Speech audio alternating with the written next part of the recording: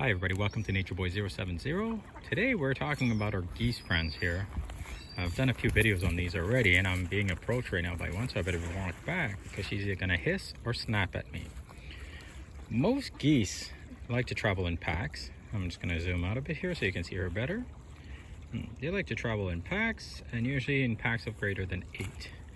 Reason being is that when they fly south, they will fly in a V formation with the lead goose taking on the brunt of the wind and all the geese in the back cutting that wind resistance as well. So most of the effort is from the goose at the front of the pack. And eventually during the course of their flight, they will transition. So the front goose will drop back while the next goose will move up, continuing in the V formation, but now somebody else is working harder, right? So if you're at the front of the pack, you don't want to work hard all the time.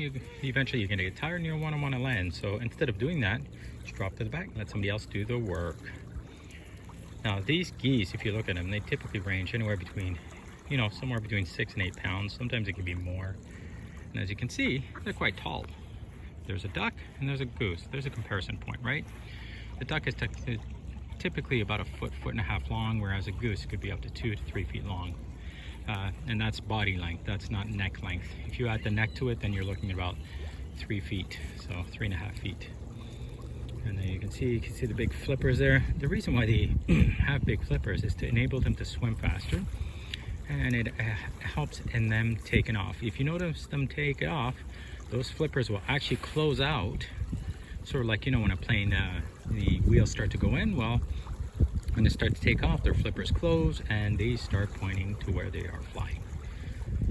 Most geese will eat, as you can see, they eat grass. They like a lot of grass, but they are not adverse to eating little fish and also human food. Now, when you feed them human food, they typically like bread. They typically like things that are easily decomposable in water. If you try to feed them lettuce, you have to do so when they just arrive or when they're about to depart. The reason being is they will feed themselves throughout the entire summer and they don't need our help. But closer to time to fly south, or closer to time when they arrive to start nesting, they will need a lot more food to consume. And in this case, you can help them out and give them some. You got it. Some lettuce is good. Lettuce is really good. But mostly just find some leaves and they will eat it. As you can see here, this one here is just grabbing the leaves on the ground and eating that. Sorry about my finger there. See, she's looking for leaves there, and there you go, and she's eating them. She's eating the grass, not eating the leaves, all right? So don't feed them leaves. And this one here has actually gone into the water because it's a good mix to have it with the water. And their feathers, if you look at them, right, they have it looks like really fluffy white feathers underneath. The reason is because the feathers that are underneath her body are actually more. There are more feathers on the underbody than there is on the top of the body. The reason being, it's to provide buoyancy and also to prevent the water to touch their skin.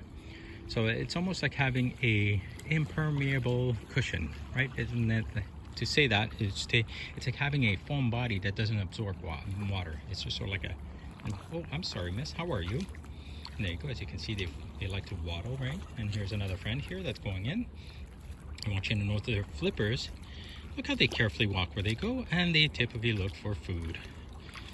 And basically they will stick together. As you can see here, there's 3 and 4 coming in. And if I go on the other side of this little hill over here, on the other side there's about 3 or 4 more over there. And like I said, up to about 8, sometimes more, way more. And they will fly together in a V formation. When they are ready to fly, they will start talking first. So if you're ever around geese and you hear them talking and they're on the water, get ready. They're about to fly. The reason why, it's because they will typically announce their flight. The lead bird, the one who wants to take charge, will start cackling first, starts screaming first, talking first, and then followed by others. If there's no response to his cackling, it means they're staying on the ground. It means that the rest of the fleet is not ready to go, the rest of the birds, sorry. So if you hear cackling and you hear multiple cackling, get ready, they're about to take off. And that's a fun sight to see. You'll notice that the lead bird will go right up as fast as possible and the others will follow and not stick their butts in the air like this, but rather flight in a straight pattern. Look at that, isn't that hilarious? It's because they're going right to the bottom to grab as much seaweed and grass as it can. Have you eaten seaweed? Right, it's very salty, but in these waters they're not salty. Can you tell me why? Because they're on a lake, that's right, and lakes are not salt water. Lake are fresh water, right? So the important thing to note about geese is if you do approach them with caution. If you hear a hiss, it sounds almost like somebody sticking their tongue out and going at you. You know that? Can you make that sound? Right. So if they do that, that means step away from me. I don't like you. I am afraid of you. It's not really they don't like you. It's more, I'm afraid of you. And if you come near me, I'm going to attack you. That means step away from them and walk at a great distance. If they start ignoring you or they start walking away from you, you're at a good distance. But if they keep walking towards you, keep walking away. And if a goose does approach you and starts to flap its wings and starts coming after you, the best thing you can do is actually flap back. Put your hands in front of your face to cover your face, make sure they don't attack your face, and flap your bird wings and pretend like you're a bird and start coming after them. They will stop and they will turn back because they will have understood that they are not the alpha. You are.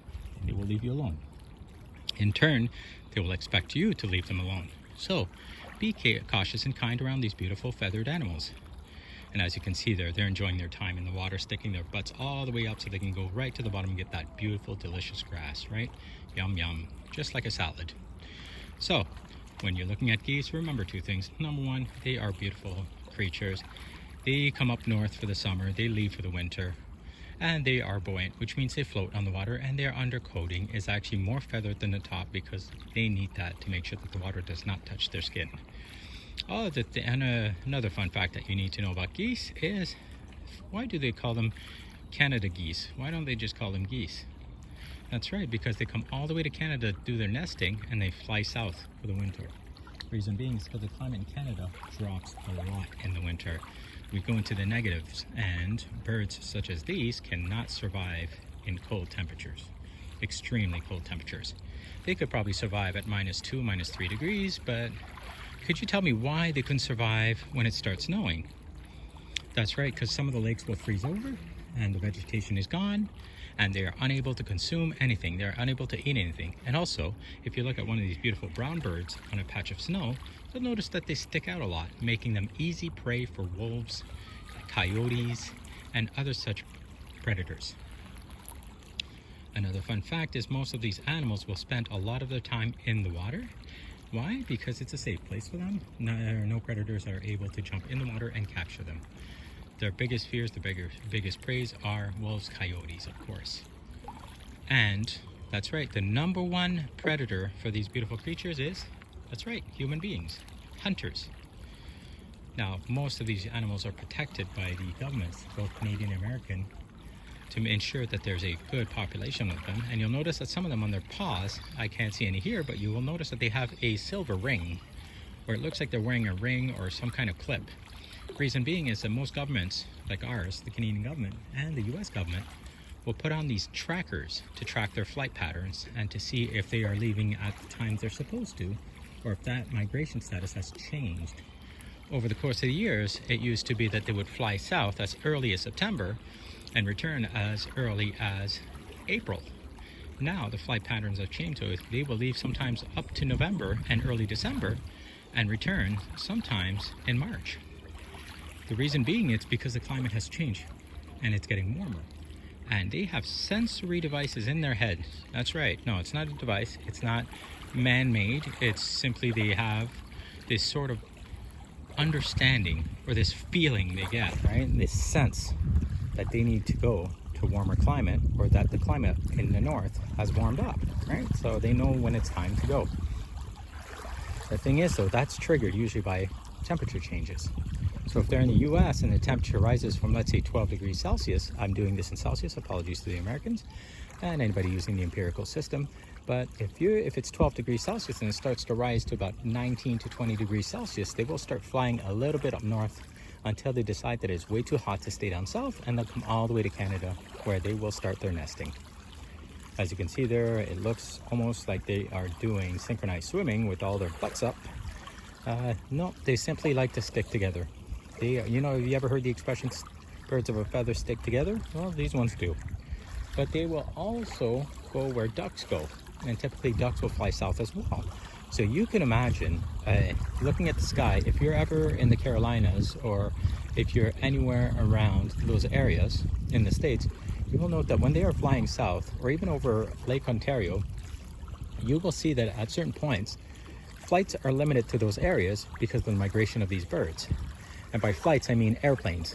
So if there are airplanes that usually that leave, let's say in Toronto, the Pearson International Airport, or in Buffalo, the Buffalo Airport, they will avoid certain areas during certain time of the year to avoid bird strikes. Bird strikes are typically when birds are flying and they hit the airplane, and most of the time they'll hit the engine, and this will cause damage to the airplane and also will kill these beautiful specimens. So be kind to your fellow feathered friends here, and remember, if one approaches you and starts to hiss, back away, give it its space. But if he starts coming after you really hard, come back after it even harder. If you're smaller, if you're shorter, get behind your parent and get them to do the flapping. This has been a moment brought to you by Nature Boy. I hope you enjoy these videos. Next, we'll look at ducks, possibly pigeons. You're probably wondering, why would we look at pigeon, the feathered rat? You know, it's because pigeons have had a bad rap, and you need to understand that they're actually beautiful creatures. Thank you. This is Nature Boy signing off.